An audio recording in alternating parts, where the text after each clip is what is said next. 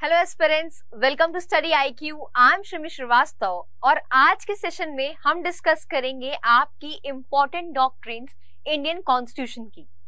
कौन सी डॉक्ट्रिन्स आपकी दे रखी है इंडियन कॉन्स्टिट्यूशन में, और देखेंगे कि आपका डॉक्ट्रिन का मतलब क्या होता है, कितनी तरीके की डॉक्ट्रिन दे रखी है जो आपके एग्जामिनेशन के लिए बहुत इंपॉर्टेंट है। So let's begin with the session now.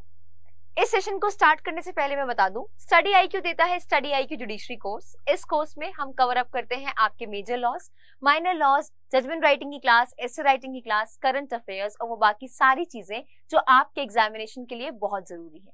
और अगर आपको हमारे इस पीपीटी की पीडीएफ फॉर्म चाहिए तो आप हमसे कनेक्ट हो सकते हैं इनमें से किसी भी सोशल मीडिया हैंडल से। So let's begin. बहुत सारी डॉक्ट्रिन्स दे रखी हैं आपकी इंडियन कॉन्स्टिट्यूशन में। यहाँ आज के सेशन में हम डिस्कस करेंगे आपकी इंपॉर्टेंट डॉक्ट्रिन्स कौन सी हैं। उससे पहले जानते हैं कि आपका डॉक्ट्रिन ये होता क्या है, इस वर्ड का क्या मतलब है आपका। नाउ डॉक्ट्रिन क्या होता है? बेसिकली कोई भी रूल्स या कोई भी प्रिंसिपल जो कोर्ट इवॉल्व करती है किसी फैक्ट से या सेट ऑफ फैक्ट से। मान लो कि कोर्ट के पास कोई केस आया, उस केस से अगर कोर्ट ने कोई प्रिंसिपल इवॉल्व किया या कोई रूल इवॉल्व किया, उस प्रिंसिपल और रूल को इवॉल्व किया उस सेट ऑफ फैक्ट से, फिर सेम सेट ऑफ फैक्ट जब भी कोर्ट के सामने आएंगे तो कोर्ट जो है वही प्रिंसिपल अप्लाई करेगा। उसको क्या कहेंगे कि भाई ये डॉक्ट्रिन जो है कोर्ट ने अप्लाई करी। मान लो कोई केस आया A वर्सेस B, उसमें कुछ फैक्ट्स दे रखे हैं, उन फैक्ट्स को एनालाइज करके कोर्ट इवॉल्व करती है कोई प्रिंसिपल, राइट? उस प्रिंसिपल को क्या कह रहे हैं? वो एक डॉक्ट्रिन हो गई। फॉर एग्जांपल कोई भी डॉक्ट्रिन ले लीजिए, डॉक्ट्रिन ऑफ एक्लिप्स ले लीजिए, राइट? अब डॉक्ट्रिन ऑफ एक्लिप्स निकाल दी, उस सेट ऑफ फैक्ट्स को देख के कोर्ट ने इवॉल्व करा। अब दोबारा अगर कोर्ट के सामने सेम सेट ऑफ फैक्ट्स आएंगे या ऐसे सिमिलर सेम ऑफ फैक्ट्स आएंगे तो उस केस में क्या होगा? कोर्ट जो है जो डॉक्ट्रिन जो प्रिंसिपल पहले वाले केस में इवॉल्व करी है उसी सेम प्रिंसिपल को यहाँ लगाएगा। इसको हम क्या बोलेंगे कि भाई ये डॉक्ट्रिन जो कोर्ट ने पहले वाले केस में इवॉल्व करी थी, ये सेम डॉक्ट्रिन यहाँ पे एप्लीकेबल करी है। तो बेसिकली डॉक्ट्रिन होता क्या है? कोई एक प्रिंसिपल जो कोर्ट ने इवॉल्व किया है, कोई एक रूल जो कोर्ट ने इवॉल्व किया है, ठीक है। Gradually over a period of time court क्या करती है? बहुत सारे केसेस आते हैं कोर्ट के पास, कोर्ट सर्कमस्टांसेस पूरे फैक्ट्स को देख के कुछ प्रिंसिपल इवॉल्व करती है, उसको हम क्या बोलते हैं? आपका डॉक्ट्रिन बोलते हैं। तो डॉक्ट्रिन क्या है? डॉक्ट्रिन एक प्रिंसिपल है या थ्योरी कह लो या कोई position that is usually applied और अपहेल्ड बाय द कोर्ट, ठीक है। कोई प्रिंसिपल जो कोर्ट अप्लाई कर रही है तो वो जब भी कोई सिमिलर फैक्ट्स आता है कोर्ट के सामने तो वही सेम प्रिंसिपल अप्लाई करके, वही एनालॉजी अप्लाई करके कोर्ट उस फैक्ट को डिसाइड करती है, उस केस को डिसाइड करती है, राइट? तो इसको क्या बोलते हैं? हम इसको बोल रहे हैं डॉक्ट्रिन। और हमारे इंडियन कॉन्स्टिट्यूशन में बहुत सारी डॉक्ट्रिन्स हैं, ठीक है। उसमें बता रखा है कि भाई ये सारे प्रिंसिपल जो है कोर्ट ने gradually over a period of time जो है इवॉल्व किए हैं, राइट? तो Indian constitutional law also there are different judicial doctrines that develop over time as per the interpretation given by the judiciary. Judiciary जैसे जैसे interpret करती जाती है, कोई प्रिंसिपल कोई रूल इवॉल्व किया उसने, तो उसको हम क्या बोल रहे हैं? हम बोल रहे हैं भाई ये डॉक्ट्रिन है। क्लियर? जब भी कोर्ट के सामने ऐसे सेम फैक्ट्स आएंगे तो वो क्या होगा? वो सेम अप्लाई करके ये कहा जाएगा कि doctrine, for example doctrine x apply करी, क्योंकि कोर्ट ने वो प्रिंसिपल वो रूल ऑलरेडी इवॉल्व कर रखा है। क्लियर? नाउ लेट्स सी कि कितने टाइप की डॉक्ट्रिन्स दे रखी है आपके इंडियन कॉन्स्टिट्यूशन में। देखो हर लॉ में अपनी अपनी डॉक्ट्रिन्स होती हैं। क्रिमिनल लॉ की अपनी डॉक्ट्रिन्स होती हैं, कॉन्स्टिट्यूशन लॉ की अपनी होती हैं, लॉ ऑफ टॉर्ट्स की अपनी होती हैं, कॉन्ट्रैक्ट की अपनी डॉक्ट्रिन्स होती हैं। तो हर लॉ में जो है अलग अलग डॉक्ट्रिन्स होती हैं। तो कॉन्स्टिट्यूशन लॉ में कौन सी डॉक्ट्रिन्स दे रखी हैं? सबसे इंपॉर्टेंट और सबसे basic doctrine of basic structure, उसके बाद डॉक्ट्रिन ऑफ वेवर है, doctrine of eclipse, doctrine of harmonious construction, doctrine of color-label legislation, incidental and auxiliary powers, doctrine of severability, doctrine of territorial nexus, doctrine of pith and substance and doctrine of judicial review। ये basically आपकी कुछ important doctrines हैं जो हम discuss करेंगे session में। Clear? तो सबसे पहले देखते हैं आपकी डॉक्ट्रिन ऑफ बेसिक स्ट्रक्चर। सबसे बेसिक और सबसे इंपॉर्टेंट है ये डॉक्ट्रिन आपकी, इसका नाम है डॉक्ट्रिन ऑफ बेसिक स्ट्रक्चर। अब इस डॉक्ट्रिन में कोर्ट ने क्या प्रिंसिपल इवॉल्व किया, कोर्ट ने क्या रूल निकाला? इसमें क्या हुआ कि देखो, अब मैं अगर सिर्फ डॉक्ट्रिन के वर्ड में ही बताऊं आपको तो क्या प्रिंसिपल कोर्ट ने इवॉल्व किया कि कोर्ट के सामने कुछ फैक्ट्स आए, कुछ केस आया, कोर्ट ने उस केस को एनालाइज किया और एक प्रिंसिपल निकाला, और उस प्रिंसिपल को हम क्या कह रहे हैं कि भाई ये है आपका डॉक्ट्रिन। अब इस केस में क्या हुआ, आपका बेसिक स्ट्रक्चर का डॉक्ट्रिन क्या कहता है, ये कहता है कि कोर्ट, पार्लियामेंट के पास पावर है कि वो अमेंड कर सकती है कॉन्स्टिट्यूशन, बिल्कुल कर सकती है, लेकिन वो जो है बेसिक स्ट्रक्चर को कॉन्स्टिट्यूशन के अमेंड नहीं कर सकती। अब बेसिक स्ट्रक्चर क्या है, ये बात कहाँ की गई, वो भी हम डिस्कस करेंगे। तो सबसे पहले देखो कि आपका पार्लियामेंट और स्टेट लेजिस्लेचर लॉ बनाता है, क्लियर, बट यहाँ पे पार्लियामेंट के पास पावर दे रखी है कि वो अमेंड कर सकता है आपके कॉन्स्टिट्यूशन को। हमारा इंडियन कॉन्स्टिट्यूशन है, वो अमेंड हो सकता है, बट वो पार्लियामेंट जो है उसके पास ये पावर नहीं है कि वो जो है अमेंड कर दे उसका बेसिक स्ट्रक्चर। अगर वो अमेंड करता है उसका बेसिक स्ट्रक्चर तो वो अनकॉन्स्टिट्यूशनल होगा, वो वॉइड डिक्लेयर हो जाएगा। अब इसको वॉइड डिक्लेयर कौन करता है या अनकॉन्स्टिट्यूशनल कौन डिक्लेयर करता है, तो वो हमारी सुप्रीम कोर्ट जो है उसको डिक्लेयर कर देती है अगर आपने बेसिक स्ट्रक्चर को कॉन्स्टिट्यूशन के अमेंड किया है। नाउ द क्वेश्चन कम्स कि क्या है बेसिक स्ट्रक्चर और कहां से ये बात आई। तो ये आपका doctrine of basic structure evolve हुआ from the case of Kesavananda Bharati versus state of Kerala. इस केस से ये डॉक्ट्रिन इवॉल्व हुई, ये प्रिंसिपल कोर्ट ने इवॉल्व किया और कहा कि आप बेसिक स्ट्रक्चर को अमेंड नहीं कर सकते। नाउ बेसिक स्ट्रक्चर क्या है, ये कहीं पे डिफाइन नहीं है आपके कॉन्स्टिट्यूशन में कि व्हाट इज बेसिक स्ट्रक्चर। तो कोर्ट ने कहा, एक लिस्ट बनाई कि अगर आप इसको अमेंड करोगे तो आप इसको अमेंड नहीं कर सकते। क्लियर, आप एक लिस्ट बनाई जिस लिस्ट में कहा कि आप इस चीज को अमेंड नहीं कर सकते और अगर आपने अमेंड किया तो वो होगा अनकॉन्स्टिट्यूशनल और वॉइड। क्लियर, तो बेसिक स्ट्रक्चर जो डॉक्ट्रिन इवॉल्व हुई आपकी इंडियन कॉन्स्टिट्यूशन ने कहा कि कोई भी अमेंडमेंट अगर ये ट्राई करता है कि वो चेंज कर देगा बेसिक स्ट्रक्चर कॉन्स्टिट्यूशन का तो वो क्या होगा, वॉइड होगा। There is no mention of the term basic structure. देखो बेसिक स्ट्रक्चर कहाँ कहीं पे भी कॉन्स्टिट्यूशन में नहीं दे रखा है। क्या बेसिक आइडिया है इसके पीछे? The basic idea is the parliament can not introduce law that would amend the basic structure. Parliament ऐसा कोई लॉ नहीं ला सकता जो आपका बेसिक स्ट्रक्चर के कॉन्स्टिट्यूशन को अमेंड कर दे। क्लियर, बेसिक स्ट्रक्चर क्या है, that will I tell you कि क्या लिस्ट दे रखी है और वो लिस्ट जो है आपकी एग्जॉस्टिव नहीं है। वो लिस्ट जो है over a period of time बढ़ती जा रही है, उसमें चीजें इंक्लूड होती जा रही है, जैसे जैसे आपकी जुडिशरी इंटरप्रिटेट करती जा रही है वैसे वैसे चीजें उसमें एड ऑन होती जा रही हैं। तो यहाँ पे बहुत बेसिक बात कह दी कोर्ट ने, ये रूल इवॉल्व किया इस केस में कि भाई आप जो है कॉन्स्टिट्यूशन का बेसिक स्ट्रक्चर, जो बेस है, जो फाउंडेशन है, उसको अमेंड नहीं कर सकते, बाकी आप जो है अमेंड कर सकते हो। तो जो ये पार्लियामेंट को ये पावर दी गई कि पार्लियामेंट जो है अमेंड कर सकता है constitution, that power is not absolute, that power is not absolute power. वहां पे भी कह दिया है कि आप कॉन्स्टिट्यूशन को अमेंड तो कर सकते हो, कॉन्स्टिट्यूशन अमेंड हुआ भी है, प्रीएम्बल अमेंड हुआ है, तो कॉन्स्टिट्यूशन को आप अमेंड कर सकते हो, बट कॉन्स्टिट्यूशन का बेसिक स्ट्रक्चर आप नहीं चेंज कर सकते। जो भी बेसिक फाउंडेशन है, जो भी बेसिक स्ट्रक्चर है कॉन्स्टिट्यूशन का, वो आप अमेंड नहीं कर सकते। और इसीलिए कहा गया कि जो ये पार्लियामेंट को पावर दी गई है अमेंड करने की constitution, that is not absolute. Clear, now see The idea is to preserve the nature of Indian democracy। भाई ये इसके पीछे आइडिया है कि ताकि जो नेचर है हमारे इंडियन डेमोक्रेसी का वो उसको हम प्रिजर्व कर सके और साथ में राइट्स और लिबर्टी पीपल के को प्रोटेक्ट कर सके। राइट, साथ में हम प्रोटेक्ट कर सके जो भी राइट्स और लिबर्टीज है हमारे इंडियन सिटीजन्स की। The basic structure doctrine of Indian Constitution helps to protect and preserve the spirit of the Constitution document। जो बेसिक कॉन्स्टिट्यूशन डॉक्यूमेंट है ना हमारा, उसको प्रिजर्व करने का आइडिया है कि उसका बेसिक स्ट्रक्चर आप अमेंड नहीं कर सकते किसी भी हाल में। पार्लियामेंट कोई ऐसा लॉ नहीं ला सकती जो अमेंड कर देगा आपकी बेसिक स्ट्रक्चर को। Clear, it was the case of Kesavananda Bharati that brought the doctrine into the limelight. इसी केस से जो है ये डॉक्ट्रिन आपकी लाइमलाइट में आई और ये जो केस था इसमें सबसे लार्जेस्ट बेंच बैठी थी, दैट वाज 13 जजेस बेंच, और इन जजेस ने जो है इस डॉक्ट्रिन को इवॉल्व किया था। इट वाज 13 जजेस बेंच और सबसे लॉन्गेस्ट आपका ये जजमेंट भी है। क्लियर, तो इस केस में केशवानंद भारती वाले केस में ये बात आई थी कि भाई आप डॉक्ट्रिन ये इवॉल्व हुआ था बेसिक स्ट्रक्चर को और ये कहा था कि आप कॉन्स्टिट्यूशन का बेसिक स्ट्रक्चर को अमेंड नहीं कर सकते किसी भी हाल में। Clear, it was held that the basic structure of the constitution could not abrogated even bye a constitutional amendment. आप कॉन्स्टिट्यूशनल अमेंडमेंट लाके बेसिक स्ट्रक्चर को खत्म नहीं कर सकते, आप उसको चेंज नहीं कर सकते। क्लियर, अब क्या है आपका बेसिक स्ट्रक्चर? तो कुछ लिस्ट में कुछ चीजें दी गई कोर्ट द्वारा कि भाई ये सारी चीजें कंसीडर की जाएंगी आपके बेसिक स्ट्रक्चर। क्या क्या है आपका? पहला देखो सुप्रीमेसी ऑफ कॉन्स्टिट्यूशन। अब अगर ऐसा कोई पार्लियामेंट लॉ ले आती है जिसमें कहते हैं कि नहीं ये कॉन्स्टिट्यूशन से ऊपर है, ये कॉन्स्टिट्यूशन से सुप्रीम है, तो उसको क्या मानोगे आप? नहीं, ऐसा कोई लॉ नहीं ला सकती पार्लियामेंट जो ये बात कहेगी भाई ये कॉन्स्टिट्यूशन से सुप्रीम है।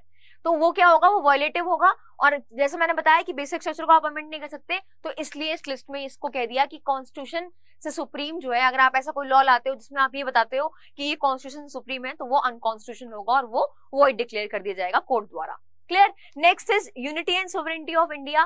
भाई ऐसा कोई लॉ नहीं ला सकते आप जिससे आप जो है यूनिटी और सोवरेनिटी ऑफ इंडिया को बोलोगे कि भाई नहीं ये एग्जिस्ट नहीं करती या हम इसको नहीं मानते। तो इस तरीके से अगर ऐसा कोई भी लॉ अगर ला रहे हो आप, तो वो उसको क्या मानोगे आप? अनकॉन्स्टिट्यूशनल मानोगे और उसको कोर्ट जो है वॉइड डिक्लेयर कर देगी।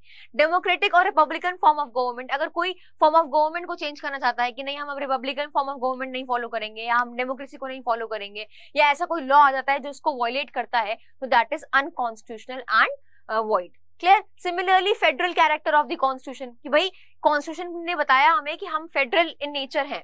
क्लियर? अब इस फेडरल इन नेचर को ही आप चेंज कर दो तो वो आप चेंज नहीं कर सकते, इसलिए बताया कि ये सारी चीजें क्या है? ये सारी चीजें आपकी बेसिक स्ट्रक्चर है, आप इसको अमेंड नहीं कर सकते। अगर ये बताया है कि रिपब्लिकन फॉर्म ऑफ गवर्नमेंट हम फॉलो करेंगे तो हम वही फॉलो करेंगे।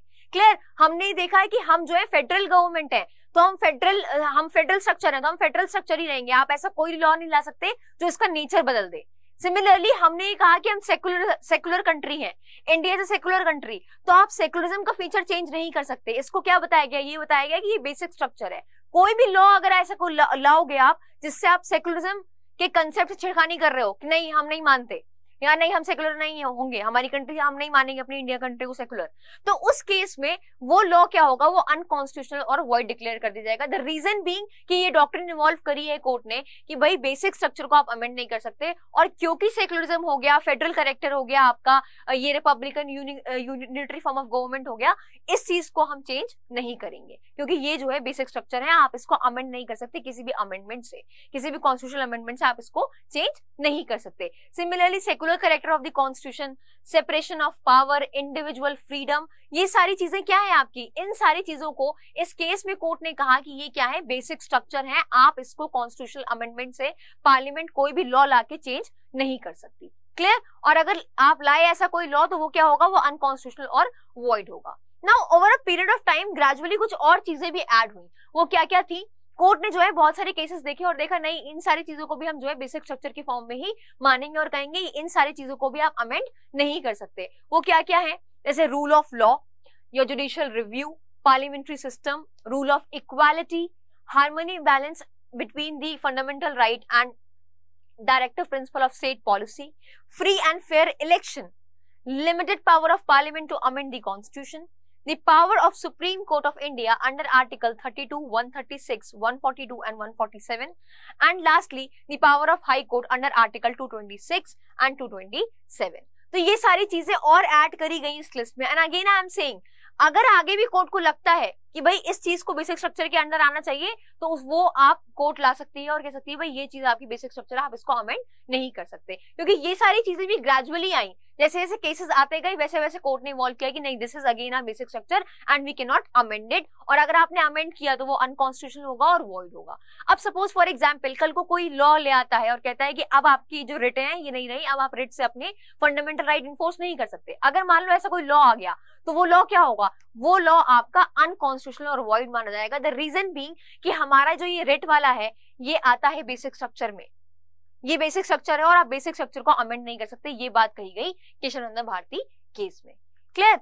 तो ये बताया आपका, हमने जो ये डॉक्ट्रिन ऑफ बेसिक स्ट्रक्चर देखा वो हमने देखा कि आप जो है बेसिक स्ट्रक्चर को कॉन्स्टिट्यूशन के अमेंड नहीं कर सकते। बाकी पार्लियामेंट के पास पावर है कि वो अमेंड कर सकती है कॉन्स्टिट्यूशन, बट वो बेसिक स्ट्रक्चर से कोई छिड़खानी नहीं कर सकती। बेसिक स्ट्रक्चर क्या है? बेसिक स्ट्रक्चर की एक लिस्ट दे रखी है और ये लिस्ट आपकी एग्जॉस्टिव नहीं है।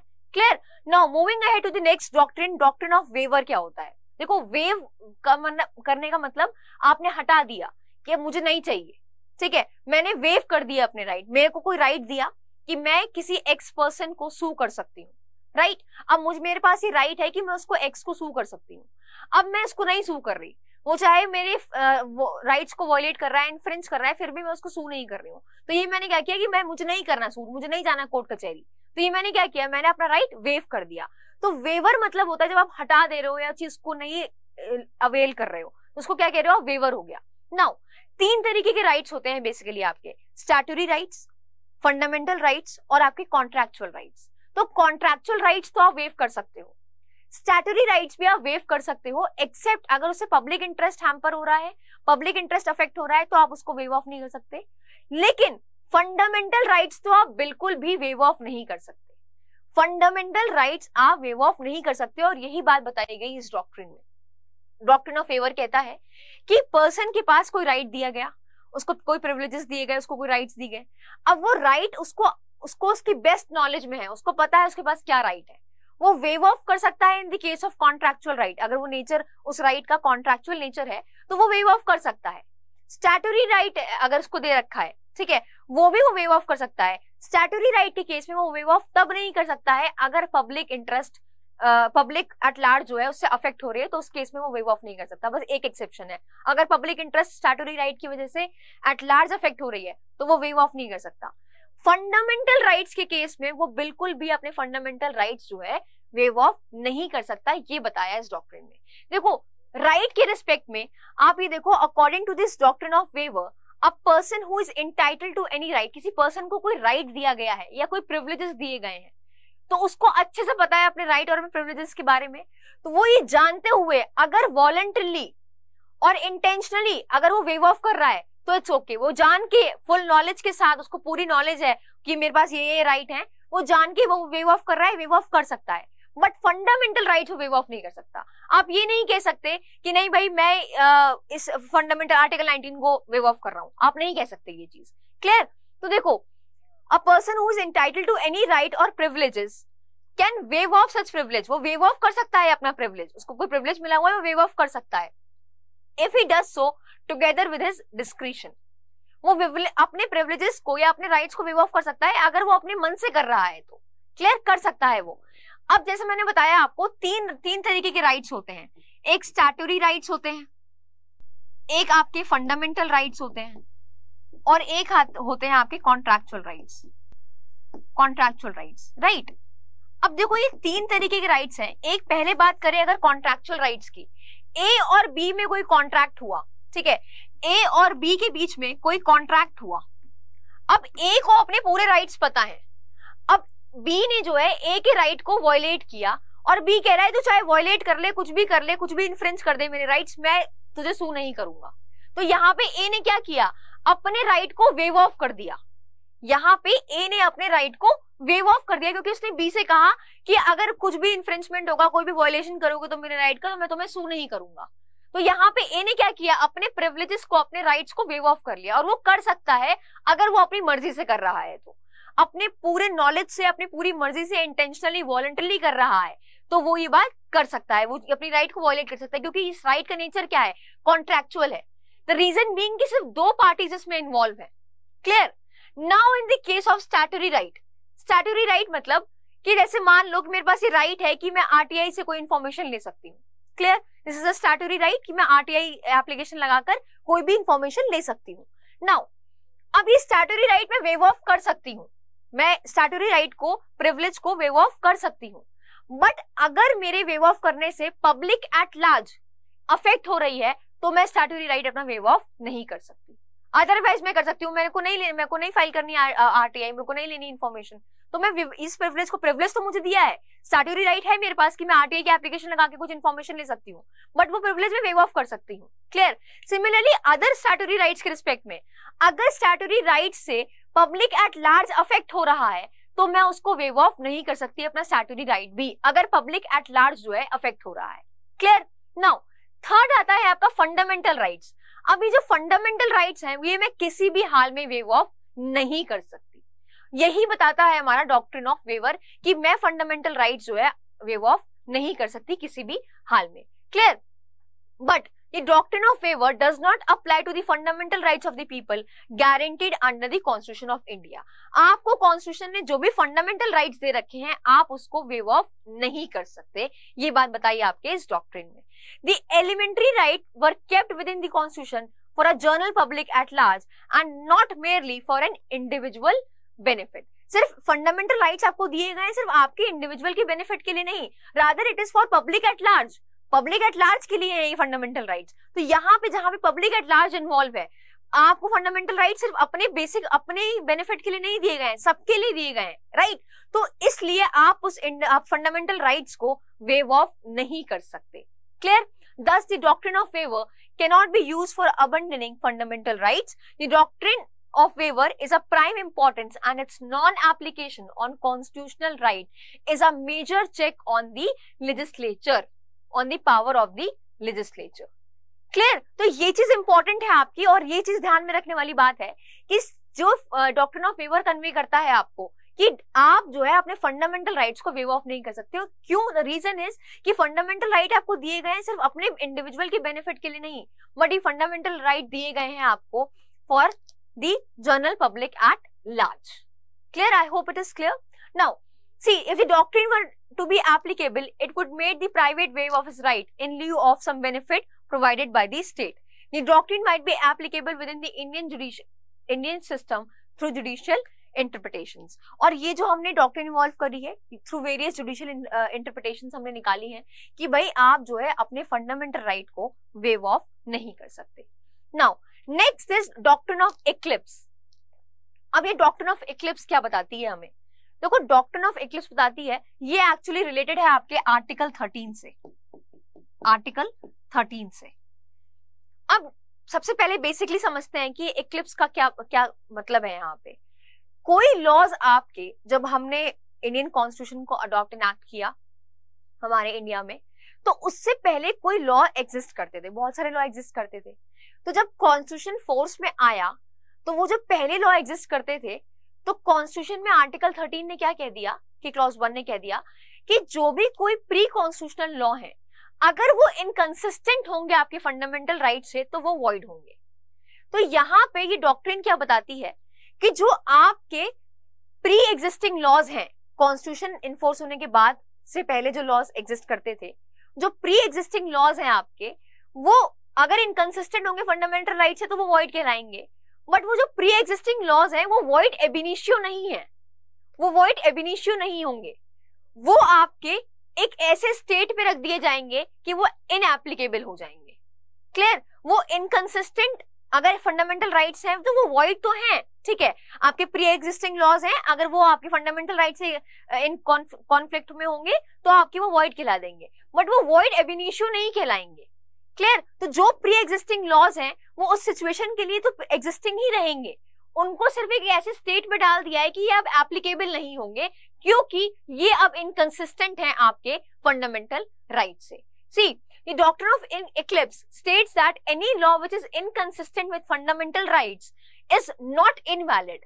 कोई भी प्री एग्जिस्टिंग लॉ आपका अगर इनकंसिस्टेंट है फंडामेंटल राइट से तो that is not invalid. It is not totally dead but overshadowed है, उसको कंप्लीटली डेड नहीं कर दिया गया है, उसको एक तरीके से ओवरशैडो कर दिया गया है बाय द फंडामेंटल राइट्स, उसके ऊपर एक छाया आ गई है आपके फंडामेंटल राइट्स की। तो पहले जो प्री एग्जिस्टिंग लॉज हैं उसके ऊपर एक ओवरशैडो आ गई किसकी? फंडामेंटल राइट्स की, और वो फंडामेंटल राइट्स आपके प्रिवेल हो रहे हैं, जो प्री एग्जिस्टिंग लॉज हैं वो आपके वॉइड करा दिए गए हैं, बट वो इनवैलिड नहीं है आपके। क्लियर? वो वॉइड एब इनिशियो नहीं कहलाएंगे, वो शुरू से ही वॉइड नहीं थे, इनिशियली तो वो एग्जिस्ट कर रहे थे वो लॉज। अब क्योंकि हमारे इनैक्टमेंट के बाद, जब हमने अपने कॉन्स्टिट्यूशन को इनैक्ट किया, अडॉप्ट किया, उसके बाद अगर वो इनकंसिस्टेंट है फंडामेंटल राइट से, तो आपका फंडामेंटल राइट जो है उसको उसके ऊपर एक छाया आ जाएगी फंडामेंटल राइट की, और फंडामेंटल राइट्स आपके प्रिवेल करेंगे। Clear?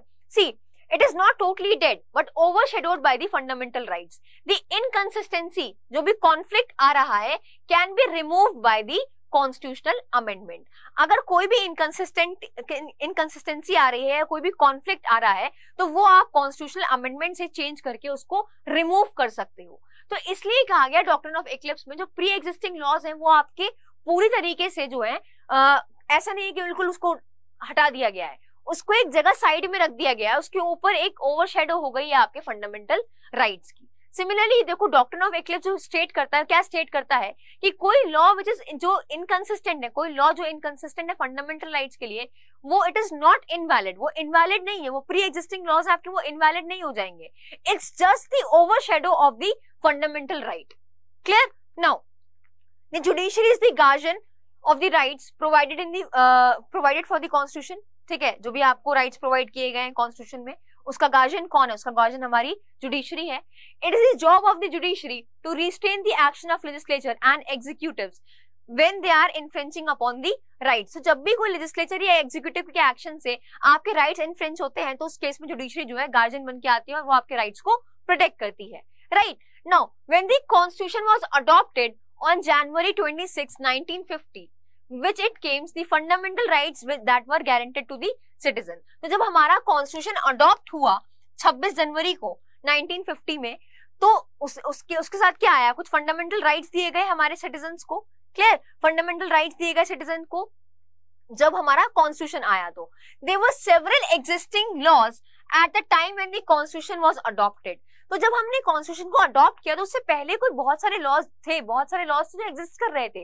That were the pre constitutional laws, right, some of which is direct in conflict with the fundamental right. अब वो जो प्री एग्जिस्टिंग लॉज हैं, जैसे ही हमने अपना कॉन्स्टिट्यूशन अडॉप्ट किया और उससे अपने फंडामेंटल राइट्स दिए हमारे सिटीजन्स को, तो वो डायरेक्ट कॉन्फ्लिक्ट में आ गए. जो प्री एग्जिस्टिंग लॉज थे वो डायरेक्ट कॉन्फ्लिक्ट में आ गए आपके फंडामेंटल राइट से. So in order to determine the validity of these laws, the Supreme Court come up with certain principle. तो अब जब इन कॉन्फ्लिक्ट में हो गए जो प्री एग्जिस्टिंग लॉज हैं और आपके जो ये फंडामेंटल राइट जो दिए गए सिटीजन्स को, वो उससे क्या हुआ? वो कॉन्फ्लिक्ट में आ गए. तो इसके लिए, इसको रिजॉल्व करने के लिए, इसको सॉल्व करने के लिए कोर्ट ने क्या निकाला? कोर्ट ने एक प्रिंसिपल इवॉल्व किया और वो प्रिंसिपल क्या था? आपका डॉक्ट्रिन ऑफ इक्लिप्स का. Come up with certain principles और doctrine and one of which was the doctrine of eclipse. और उसमें से एक डॉक्ट्रिन क्या थी? आपकी doctrine of eclipse. Clear? Now the doctrine enumerates directly article 13 का clause 1. देखो मैंने बताया आर्टिकल 13 का clause 1 जो है आपका, वो बेसिकली इससे बात करता है. और आर्टिकल 13 का clause 1 क्या कहता है? ये कहता है कि all law in force in the territory of India, ठीक है, जो भी लॉज आपके इनफोर्स हैं in the territory of India, immediately before the commencement of the constitution, constitution के कमेंसमेंट से पहले, ठीक है, जो भी लॉ इनफोर्स थे टेरिटरी ऑफ इंडिया के अंदर, in so far as they are inconsistent with the provision of this part, that is part 3 जो बात करता है आपके फंडामेंटल राइट्स की, shall to the extent of such inconsistency be void. अब क्लॉज 1 ने 13 में क्या कह दिया कि जो भी कोई लॉ जो भी इनफोर्स थे आपके टेरिटरी में इंडिया के, ठीक है, तो कह रहा है all laws in force in the territory of India before, immediately before the commencement of India, commencement of constitution, constitution के कमेंसमेंट से एकदम पहले जो भी लॉ इनफोर्स थे टेरिटरी ऑफ इंडिया में, अगर वो कॉन्फ्लिक्ट में होंगे पार्ट 3 से, फंडामेंटल राइट से, तो वो क्या होंगे? अगर वो इनकंसिस्टेंट होंगे पार्ट 3 से, तो वो क्या होंगे? आपके वॉइड होंगे. Clear? The doctrine of eclipse envisages fundamental right as prospective in nature. भाई इसने बताया कि ये प्रोस्पेक्टिव होंगे इन नेचर, अब से आगे से होंगे. Clear? Similarly it states that pre constitutional law inconsistent with fundamental rights, अगर कोई प्री कॉन्स्टिट्यूशनल लॉ है जो इनकंसिस्टेंट है आपके फंडामेंटल राइट्स से, इज नॉट अ नलिटी और void ab initio but it only remains unenforceable. आप उसको ये नहीं कहोगे कि वो वॉइड एब इनिशियो है या अब वो जो है आपके काम के ही नहीं है, बस अभी वो क्या है? वो अनइनफोर्सेबल है. द रीजन बीइंग कि पहले जो प्री एग्जिस्टिंग लॉज थे, कॉन्स्टिट्यूशन को अडॉप्ट करने से पहले जो लॉज थे, वो अब डायरेक्ट इन कॉन्फ्लिक्ट में हो गए हैं फंडामेंटल राइट के अडॉप्ट करने के बाद इंडियन कॉन्स्टिट्यूशन को. तो वो लॉज जो प्री एग्जिस्टिंग है, वो आपके ये नहीं कहोगे कि वो बिल्कुल ही खराब हो गए, वो बेकार हो गए, अब उनको हम मानेंगे नहीं. रादर वो क्या है? वो अनइनफोर्सेबल है, अभी एप्लीकेबल नहीं है, अभी उनकी कोई एप्लीकेबिलिटी नहीं है. द रीजन बीइंग हमने ये कह दिया कि हम जो है फंडामेंटल राइट्स को उससे कॉन्फ्लिक्ट में नहीं आने देंगे, ठीक है, इसलिए हमने उसको वॉइड कह दिया. But they are not null, those laws are not null, वो वॉइड एब इनिशियो नहीं है. Clear? That remains in a dormant state. भाई एक अलग स्टेट में रख दिया है उन्हें, वो बिल्कुल मरे हुए पड़े हुए हैं, इस तरीके से समझो आप. क्लियर? एक डॉर्मेंट स्टेट में है, वो एक्टिव नहीं है, वो स्लीपिंग है वो. ठीक है, तो इसलिए कहा गया कि जो डॉक्ट्रिन ऑफ इक्लिप्स में ये बात कही गई कि जो भी प्री एग्जिस्टिंग लॉज हैं, अगर वो कॉन्फ्लिक्ट में है आपकी फंडामेंटल राइट से, तो वो वॉइड है. 13 क्लॉज 1 में हमने देख लिया. क्लियर? अब ये कह रहा है कि जो भी कोई प्री एग्जिस्टिंग लॉज हैं, आप उसको वॉइड एब इनिशियो नहीं कहोगे, उसको ये नहीं कहोगे कि वो शुरू से ही बेकार है, रादर वो अनएनफोर्सेबल है, अभी आप उनको एनफोर्स नहीं कर रहे हो. Clear? They exist for all the past transactions. तो जो भी कोई पास्ट ट्रांजेक्शंस हुए हैं उनके लिए तो वो प्री एग्जिस्टिंग लॉ से भी एग्जिस्ट कर रहे हैं। क्लियर? सिमिलरली ये नॉन सिटीजन के लिए भी एप्लीकेबल है। जो भी प्री एग्जिस्टिंग लॉज है वो नॉन सिटीजन पे एप्लीकेबल होंगे, क्योंकि हम तो फंडामेंटल राइट्स की बात कर रहे हैं, राइट? तो ये जो नॉन सिटीजन है उन पे तो वो प्री एग्जिस्टिंग लॉज एप्लीकेबल होंगे। वो ये बात नहीं कह सकते कि डॉक्ट्रिन ऑफ इक्लिप्स लगा दी हमने वहां। क्लियर? तो पास्ट ट्रांजेक्शन के लिए तो वो अभी भी वो लॉज अभी भी एग्जिस्ट करते हैं। For rights and liabilities that were acquired before the constitution, constitution से पहले जो भी प्री एग्जिस्टिंग लॉज उस टाइम पे जो भी ट्रांजेक्शन थे उन पे तो अभी भी वो प्री एग्जिस्टिंग लॉज ही एप्लीकेबल होते हैं। Clear? These laws also remain applicable to individual which has not been given fundamental rights. Similarly, जिनको fundamental rights नहीं रखे उनके लिए भी laws आपके applicable होंगे, जैसे आपका for example non citizens हो गए। Therefore, the impugned law remain hidden behind the fundamental rights. ये जो आपका law है ये जो है आपका fundamental right के पीछे रहता है, एक fundamental की छाया पड़ गई है इसके ऊपर, ये overshadowed हो गया है। Clear? Become operative again if and when the fundamental right is inconsistent with the amendment. Clear?